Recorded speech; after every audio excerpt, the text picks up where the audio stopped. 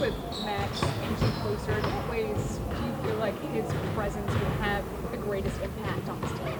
Oh man, just energy, competitiveness, toughness, all the intangibles he brings to the table, and I think it's a good time,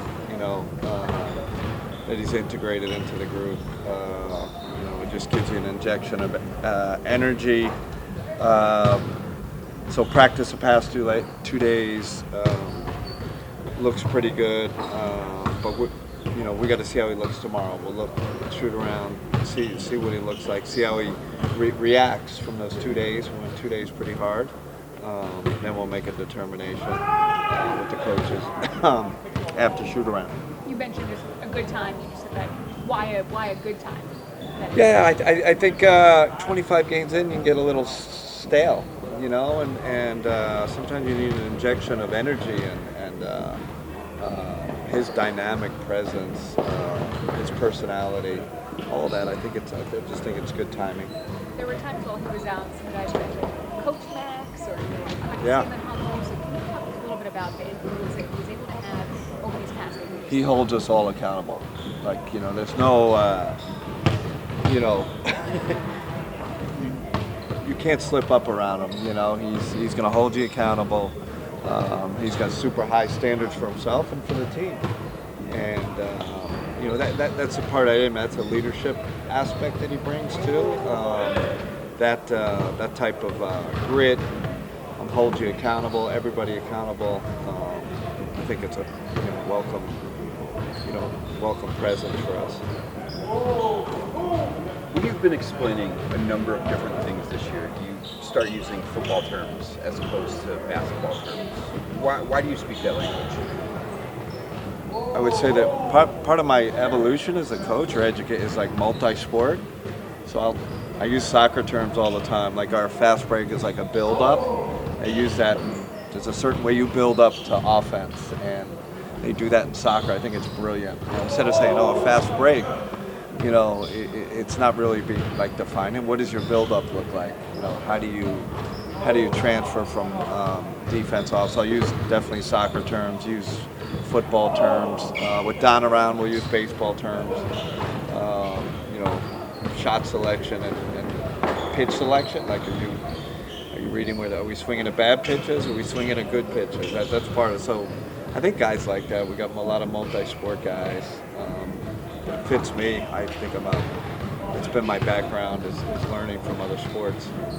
What specifically from like football? Because that's the one I think that you use the most. What have you learned from that translates to basketball? Defensively especially, right? Like cover. We say we're in coverage. That's our base defense. That's definitely taken from football. Blitz. That's obviously blitz the quarterback. And I think a lot of it comes from the defensive stuff. Man reads, zone reads. We have the same thing in basketball. And pistol is a set we have that comes from football, right? The pistol set. So we've all stolen a lot from football. Again, the guys like it, right? They can relate. It kind of triggers, helps them remember better, I think. So, is that the sport that is most relatable, do you think, in terms of terminology and stuff that you can incorporate? I think so, because that's what the guys like. Right, yeah. And I also think, and just don't quote me, I think when you go back from, Pat Riley to, way back, we took a lot of coaching principles from football. I think that's part of the history of basketball coaches. In the beginning, we took a lot of stuff from football and continue to do so. With Evan handling as much, do you look at that as kind of a combination with Max being back, just like with what he does with Sam, what he does with a lot of the guys coming off of the handoffs, and also just in pick and rolls inverted, all that stuff? I talked to Max about that their two-man game, right? Yeah. Like playing off Evan, because Evan can hand back, you can keep, and they do a lot of that spontaneously. So I'm excited to see that because I think that unlocks Evan even more, right? When you got another guy that can throw it to you and can cut off you, and Max is a great cutter.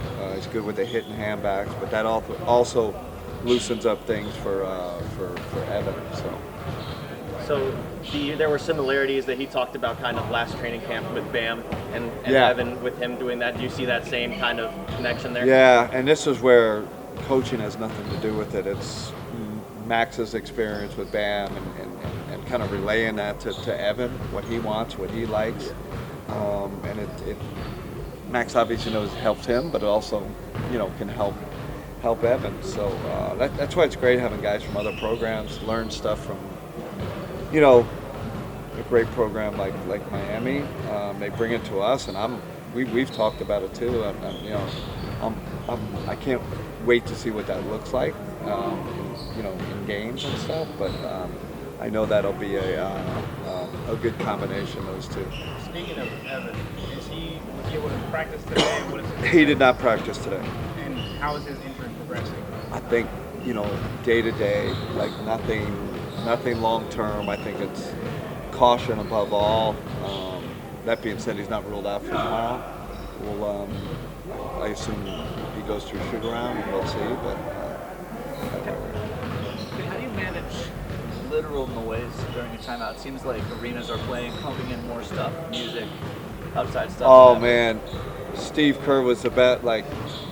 We're in Phoenix, and I think one of the owners of the Suns was like sitting next to him, and Steve's like, "I can't coach with all this music. Like, I can't coach." He's like, because it's like a discotheque in Berlin, and I don't notice it that much. Yeah.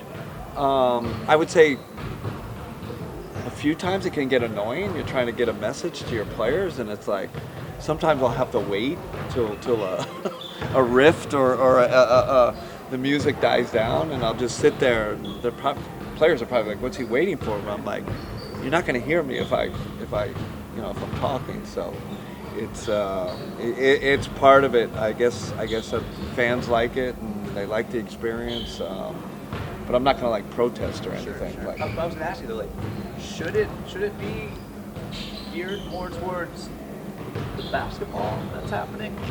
great question. I'd love to poll all the coaches. I just might. It's more for me. It's just like something you have to live with. In a perfect world, you love it. Quiet. You can have that moment with your team. But it's part of the reason why we pump in music during practice.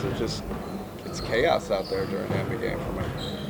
In a good, from an entertainment, there's just a lot going on out there. So,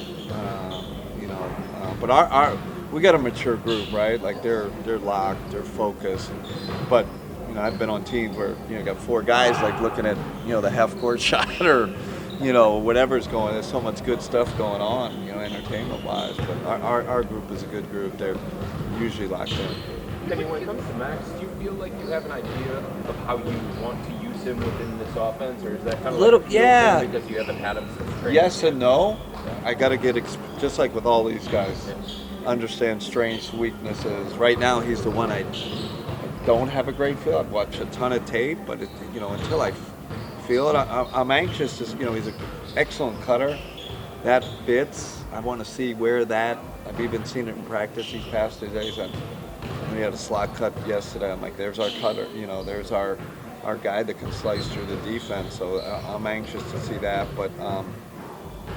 We're gonna have to figure out. I'm gonna have to get a better feel, and you can only do that through games, Chris. So I think it's gonna be like the rest of the team. It's gonna take some time. Do you see elements of play in like Joe Harris and guys that you've coached in the past? Different. I think they're different. Very different. I think Max, like I said, he's high energy, much more of a cutter than those guys. State play was very stationary. Mostly catch and shoot.